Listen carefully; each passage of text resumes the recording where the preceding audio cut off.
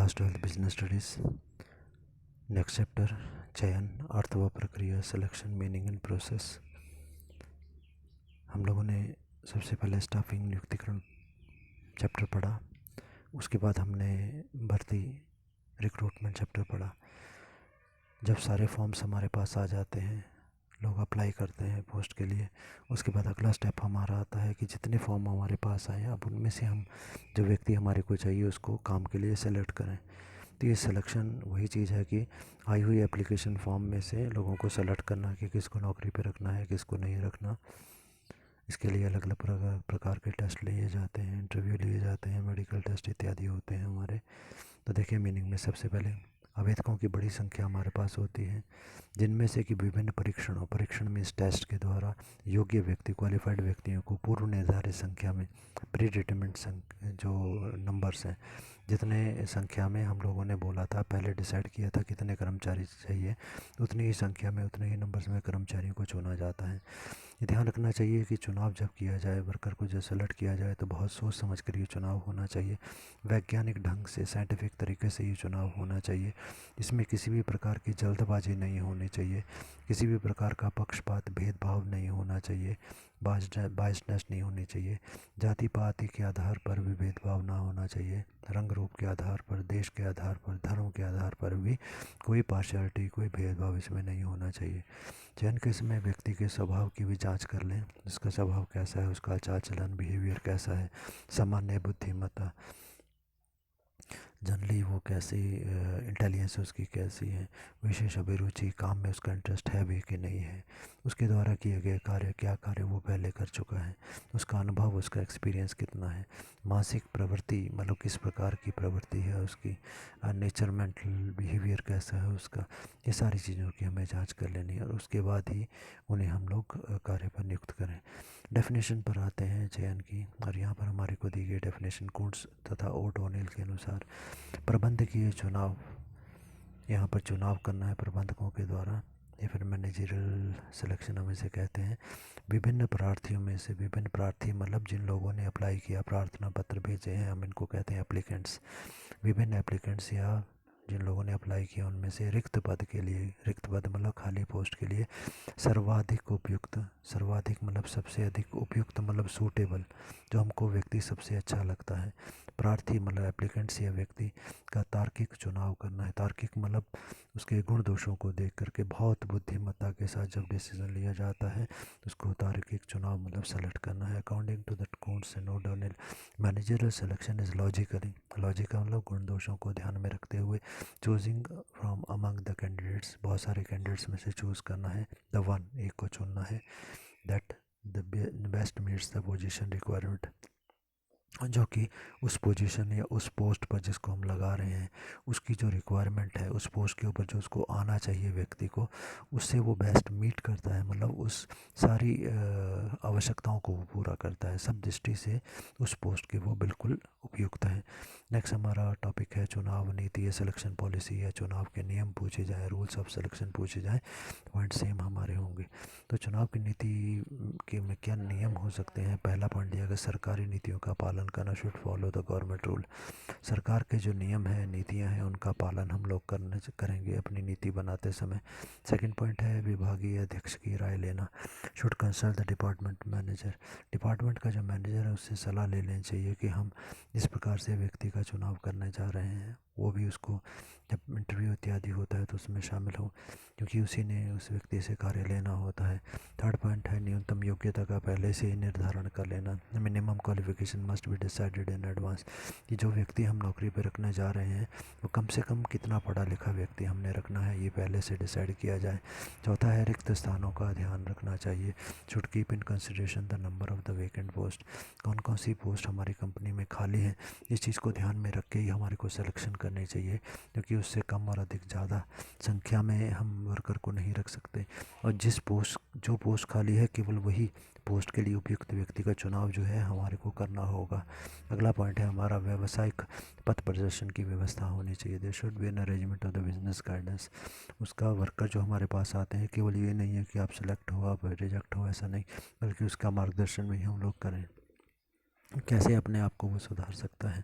Next step हमारा जो है वो है एक अच्छी चुनाव की नीति। नीति के बारे में हम पढ़ चुके हैं, पॉलिसीज़ क्या होती हैं प्लानिंग चैप्टर में, तो वहीं पर आप इसको देख सकते हैं।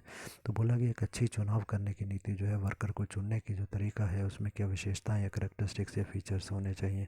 पहला पॉइंट दिया गया, चुनाव की जो प्रक्रिया है वो लोचपूर्ण होनी चाहिए। लोचपूर्ण मतलब फ्लेक्सिबल, आवश्यकता के अनुसार, जिसमें बढ़ाया जा सके, घटाया जा सके, परिवर्तन किया जा सके, ताकि आवश्यकता अनुसार शीघ्रता व कुशलता से वो उस कार्य को पूरा कर सकें। जब हमें आवश्यकता पड़ती है तो तुरंत शीघ्रता के साथ और कुशलता मतलब बहुत अच्छे तरीके के साथ हम अपनी आवश्यकता को पूरा कर सकें, मतलब जितने कर्मचारी हमारे को चाहिए उनको हम प्राप्त कर सकें। तो पहला पॉइंट इसमें है, selection process must be flexible so that it may be completed efficiently and quickly whenever it is desired. Second point है, चुनावकर्ता मतलब वो व्यक्ति जो कि वर्कर्स को चुन रहा है, मतलब हमारी कंपनी का ये मैनेजर होगा। चुनावकर्ता को प्रत्याशी मतलब एप्लीकेशन भेजने वाले व्यक्ति या जो इंटरव्यू देने के लिए आ रहे हैं, प्रत्याशियों की कुशलता मतलब कितने एक्सपर्ट हैं, उसकी कुशलता का कैसे अध्ययन करना है, निष्पक्ष होकर मतलब बिना भेदभाव के और व्यवस्थित मतलब एक सिस्टमेटिक तरीके से एक के बाद एक चीज़ों को उसकी चेक किया जाना चाहिए। तो selection authority must check the applicants working efficiency unbiasedly and in systematic manner. Third point है, चुनाव के समय चुनावकर्ता मतलब वही जो व्यक्ति चुन रहा है, जो कमेटी हम लोगों ने बनाई है बस व्यक्ति को चुनने की। तो चुनावकर्ता जो है वो चुनाव करते समय ये भी देखे कि प्रत्याशी संस्था में भली भांति घुल मिल सकेगा या नहीं।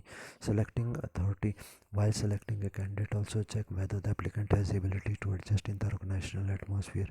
हम ये भी देखेंगे कि ये व्यक्ति किस प्रकार का है, क्या वो हमारी कंपनी के वातावरण में अच्छी प्रकार से एडजस्ट हो पाएगा, कर्मचारियों से घुल मिल पाने की क्षमता उसमें है या नहीं है, या ये अलग प्रकार का व्यक्ति है जो कि अलग ही प्रकार की संस्था में कार्य कर पाएगा, हमारी कंपनी को सूट नहीं करेगा। फोर्थ पॉइंट हमारा आ जाएगा, selection process must be such which should make available desired number of candidates as and when required and work should not be hindered due to the non-availability of the employees। चुनाव की प्रक्रिया पूर्व निर्धारित मतलब पहले से डिसाइड की गई हो कि जब हमारे को जितने कर्मचारी चाहिए और जितनी योग्यता वाले मतलब जितने पढ़े लिखे या जितने एक्सपीरियंस वाले कर्मचारी की ज़रूरत हो, तुरंत ही चुनाव की प्रक्रिया हमारे को उतने ही वर्कर उपलब्ध करवा दे। और ऐसा ना हो कि वर्कर हमारे पास कम पड़ जाएं और उस काम के अभाव में या वर्कर के अभाव मतलब हो जाए कमी हो जाने पर कि वर्कर नहीं है और उस कमी के कारण हमारा काम रुका नहीं रहे। अगला पॉइंट हमारा आता है फिफ्थ पॉइंट जो है, चुनाव की नीति सरल और स्पष्ट होनी चाहिए। Selection policy must B simple and clear. चुनाव करने की नीति या तरीका जो है वो स्पष्ट और सरल होना चाहिए, ताकि प्रत्येक व्यक्ति को समझ में आ जाए कि कंपनी चुनाव जब कर रही है तो उसमें क्या क्या चेक करेगी, किन किन नियमों का पालन होगा, क्या क्या हमसे पूछा जाएगा, किस किस टाइप के हमारे टेस्ट होंगे। अगला हमारा पॉइंट है सिक्स पॉइंट, चुनाव नीति भिन्न भिन्न स्तर के कर्मचारियों की आवश्यकता के अनुसार भिन्न भिन्न होनी चाहिए। Selection policy must be separate as per the needs of the different level of employees. जितने प्रकार के कर्मचारी, जिस स्तर के कर्मचारी की हम सिलेक्शन करने जा रहे हैं, तो हर प्रकार के स्तर के कर्मचारियों की चुनाव की नीति अलग होनी चाहिए। मैनेजर्स की अलग, सुपरवाइज़र फोरमैन की अलग है, वर्कर की अलग है, तो तरीका सबका अलग अलग होना चाहिए। सेवन्थ पॉइंट है, कर्मचारियों को चुनाव पद की अपेक्षाओं के अनुसार किया जाना चाहिए। Selection must be made as per the requirement of the post. जब हम कर्मचारियों को चुने तो हमें यह भी ध्यान रखना है कि जिस पोस्ट पर हम उस व्यक्ति को लगाने जा रहे हैं उससे हम क्या उम्मीद करते हैं, उसको क्या काम आना चाहिए। तो कहने का मतलब है, यदि वो व्यक्ति वो कार्य कर सकता है तो सही बात है, नहीं तो उसे काम पर हम लोग नहीं रखेंगे। आठवां पॉइंट हमारा है, चुनावकर्ता एक व्यक्ति ना होकर एक मंडल हो जो कि निष्पक्ष और न्याय संगत चुनाव करे। Selection must be made by the board and not by the individual. Process must B unbiased and legal. कहने का मतलब है कि जब व्यक्ति चुनाव करने वाला व्यक्ति जो कि नौकरी पर रखने के लिए हमने जिसको अपॉइंट किया है, वो एक व्यक्ति नहीं होना चाहिए बल्कि मंडल मतलब बोर्ड होना चाहिए। बोर्ड का मतलब एक से अधिक व्यक्ति यहाँ पर हमारे पास होने चाहिए, जो कि सभी आपस में मिलकर डिसाइड करेंगे कि इस व्यक्ति को नौकरी पर रखना है या नहीं रखना है। और जो भी ये व्यक्ति मिलकर चुनाव करें वो निष्पक्ष होना चाहिए, बिना भेदभाव के होना चाहिए और न्याय संगत होना चाहिए, मतलब बिल्कुल न्यायप्रिय तरीके से इनको व्यवहार करना है। नाइन्थ पॉइंट हमारा है, चुनाव प्रक्रिया ऐसी हो जो संस्था के को सही कर्मचारी उपलब्ध करवाए। Selection process must be such who can provide the right person to the company. सही कर्मचारी उपलब्ध हमें हो सके, गलत प्रकार के कर्मचारी नहीं होने, भली भांति उसको हर प्रक्रिया को से वर्कर को चेक कर सके, ऐसी प्रक्रिया हमारी होनी चाहिए। 10 पॉइंट है, चुनाव प्रक्रिया ऐसी हो जो ना चुने हुए प्रत्याशियों को मार्गदर्शन प्रदान करे कि वह इस कार्य के लिए अधिक योग्य हैं, वे किस कार्य के लिए अधिक योग्य हैं और वर्तमान कार्य के लिए क्यों कम योग्य हैं। Selection process must be such we should guide the unselected candidate that for what job they are more suitable and for the present post why they are less suitable। तो ध्यान से मीनिंग समझे इसका। जब हम लोगों ने चुनाव कर लिया कि जिन व्यक्तियों को नौकरी पर रखना है, जो कैंडिडेट बारी बारी आ रहे हैं, जिसको नौकरी पर रखना है उसको हम लिख रहे हैं कि भाई ये सेलेक्ट है, जिसको नहीं रखना उसको हम बोल रहे हैं कि नहीं सेलेक्ट है। तो सीधा ये नहीं होना चाहिए कि आप सेलेक्ट हो गए आप नहीं हुए सीधा मना कर दो बात ख़त्म, ऐसा नहीं होना चाहिए। तो सिलेक्शन कमेटी जो है वो उसकी भी बहुत सारी जिम्मेवारियाँ होती हैं। तो एक अच्छी सिलेक्शन कमेटी के जो सदस्य होते हैं उनकी ये जिम्मेवारी बनती है कि जब एक वर्कर हमारे पास नौकरी के लिए आ रहा है तो हमारी यह कर्तव्य बनता है कि हम उसको गाइड करें कि वो हमारी कंपनी में अगर तो सेलेक्ट होता है तो उसमें क्या चाहिए, हम आपको क्यों रख रहे हैं वो हम उसे बताएं, हम क्या चाहते हैं क्या उम्मीद करते हैं वो बताएं। और दूसरी बात है कि जिन वर्कर को हम सेलेक्ट नहीं कर रहे हैं, अनसेलेक्टेड कैंडिडेट्स, जिन वर्कर को हम सेलेक्ट नहीं कर रहे हैं, ना चुने गए प्रत्याशी मतलब व्यक्ति, तो उनका हम मार्गदर्शन भी करें कि भाई हम आपको सेलेक्ट नहीं कर रहे हैं। तो उनको हम साथ में ये बताएं कि भाई हम आपको इस कार्य पर क्यों नहीं रख रहे हैं, ठीक है, आप में क्या कमी है, एक तो कमी उनको बताएं। दूसरी बात हम उनको ये भी गाइड करें साथ में कि आप इस पोस्ट के लिए ज़्यादा सूट नहीं करते, आपको ये वाली पोस्ट जो है वो आपको ज़्यादा सूट करेगी, आप इस पोस्ट के लिए तैयारी करो और इस पोस्ट के लिए अप्लाई करो, ठीक है। तो वर्कर को ये समझ आ जाता है कि मेरे लिए ये कार्य नहीं सूट करता, मेरी योग्यता के अनुसार मुझे इस कार्य के लिए करना चाहिए, ताकि वहाँ पर उसकी प्रतिभा का अच्छे तरीके से लाभ दूसरी कंपनियाँ उठा पाएंगी। 11वां पॉइंट है, चुनाव प्रक्रिया में चुनाव से पूर्व न्यूनतम योग्यता का निर्धारण कर लेना चाहिए। Selection process must B pre decided minimum qualification for the applicants. कहने का मतलब ये है कि जब चुनाव प्रक्रिया हम करते हैं, प्लान करते हैं, तो उस टाइम पर हमारे को पहले ही न्यूनतम योग्यता या मिनिमम क्वालिफ़िकेशन डिसाइड कर लेनी चाहिए कि जो व्यक्ति हमने नौकरी पर रखना है उसके पास कम से कम इतनी योग्यता, इतनी पढ़ाई तो उसने अवश्य की हो, जैसे बीए किया हो, एमए किया हो इत्यादि। और उसको अनुभव कितना होना चाहिए, एक्सपीरियंस कितना हमने वर्कर से लेना, ये भी हमने पहले ही डिसाइड करना है। 12वां पॉइंट हमारा है, कर्मचारियों का चुनाव करते समय तत्कालिक संबंधित नियमों और उपनियमों का पालन करना चाहिए। While selecting a candidate company must follow the rules which are currently prevailing and relating to that specific purpose. हम चुनाव करें उस समय हमारे को उस समय, तत्कालीन का मतलब है उस टाइम पर, उस पीरियड में जो रूल बने हुए हैं, जो नियम बने हैं, उनका भी पालन हमारे को करना है। तत्संबंधित मतलब जिस पोस्ट पे, जिस काम के बारे में हम वर्कर को नौकरी पर रख रहे हैं, उस काम से संबंधित जो नियम और उपनियम हैं, रूल्स एंड सब रूल्स हैं, उन सभी का भी पालन हमारे को करना है। नेक्स्ट टॉपिक जो हम करने जा रहे हैं वो है भर्ती और चुनाव में अंतर क्या है, हम डिस्कस करेंगे। तो सबसे पहले भर्ती का कॉलम है और दूसरा है चुनाव का कॉलम, और साथ में इसमें जो अंतर का आधार है वो साथ साथ में लिखा हुआ है। पहला पॉइंट है मीनिंग या फिर अर्थ। तो यहाँ पर अर्थ हम लिखेंगे भर्ती, रिक्रूटमेंट और चुनाव सिलेक्शन का। तो भर्ती का अर्थ में आ जाएगा भविष्य के लिए कर्मचारियों की खोज करके उन्हें रिक्त स्थानों पर आवेदन करने के लिए प्रेरित करना। It's a process of searching the employees for the future and motivating them to send the application for the post. कि हमें कर्मचारियों की यहाँ पर खोज करनी है कि कहाँ कहाँ से हमें कर्मचारी मिल पाएंगे, और उन कर्मचारियों को हम प्रेरित करते हैं, मोटिवेट करते हैं, ताकि रिक्त स्थानों, खाली पोस्ट, जो पोस्ट हमारी खाली है उसके लिए वो आवेदन करें, मतलब एप्लीकेशन फॉर्म हमारे को भेजें। सिलेक्शन में क्या किया जाता है, चुनाव का कार्य होता है प्रत्याशियों को दो भागों में विभक्त करना, एक जिन्हें नौकरी देनी है और दूसरे जिन्हें नहीं देनी। Selection is a function of dividing the applicants into two parts, one to whom the job is to be given and other to whom it's not given। जितने भी एप्लीकेशन हमारे पास आई होती हैं उन एप्लीकेशंस में से कुछ को हम चुनते हैं कि भाई इनको नौकरी देनी है, और कुछ को नहीं चुनते, या हम डिसाइड करते हैं कि इनको नौकरी नहीं देनी। तो जिनको नौकरी नहीं देनी होती उनका भी हम चुनाव किया करते हैं कि इनको हम लोगों ने नहीं रखना नौकरी पर, ये डिसाइड किया जाता है चयन या फिर चुनाव में। सेकंड पॉइंट हमारा है क्रम या फिर सीक्वेंस। यदि हम बात करें तो भर्ती की प्रक्रिया जो है वो पहले आती है, पहले भर्ती का काम किया जाता है। Firstly the recruitment is done and secondly the selection is done. भर्ती के बाद जो है चयन का कार्य आता है। थर्ड पॉइंट हमारा है कार्य या फिर फंक्शन।